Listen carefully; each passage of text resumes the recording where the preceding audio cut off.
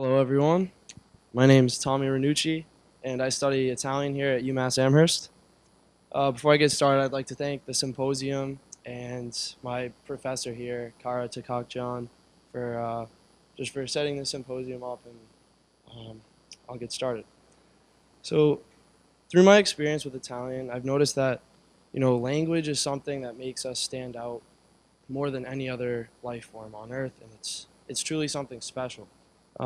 We have some languages that are as popular as English and Spanish, very widespread, but we also have others that are as unknown and as small as the communities that speak them, like the only ones that speak them, small communities.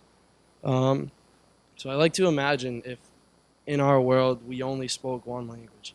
And like you might say, wow, that's going to be really easy. We can just speak one language, no problem. But you'd be neglecting to realize the fact that the language variation brings so much to our world. Difference in language has a direct correlation to differences in cultures among us. In a world without a variety of language, one thing is for certain that it would lack substance, it would lack culture, people would live and act the same, and it'd be very odd. Um, there'd be no elements of curiosity or surprise, and I believe those are two significant emotions that really push our world forward. And it makes you realize just how diverse our community is and how crucial the role of language is. I like to think of it as being a key to our world because with language, you can unlock different people, different cultures, different food, different art, experiences, all the things that make life life. It's simply put.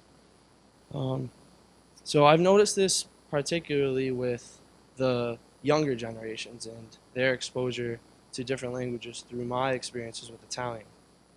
So this past summer, through an experience I was fortunate enough to go on, provided by the National Italian American Foundation, I was able to travel to Italy in Torino with 20 other college students from across the country with the sole purpose of expanding our minds and experiencing that different culture and the different language there.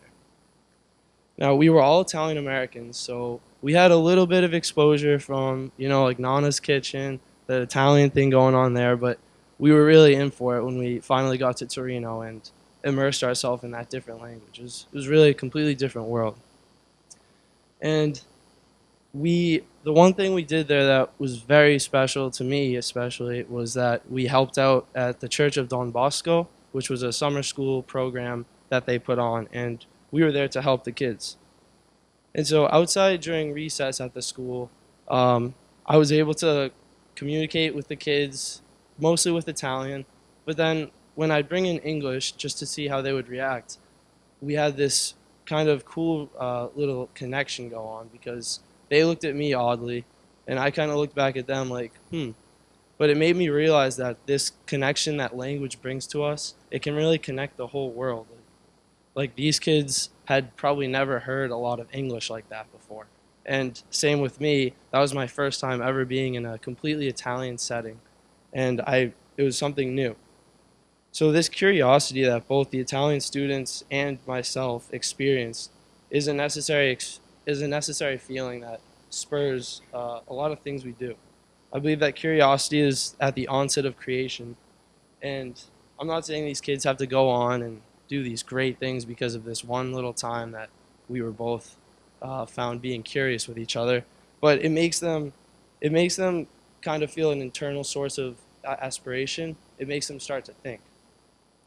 So next off was that I came back to UMass this past fall, and I was very fortunate to be able to partake in a group of students, Italian students here. We went to the local Amherst Public Library, and we were teaching a pedagogy program to all local kids around Amherst, and we were teaching them Italian.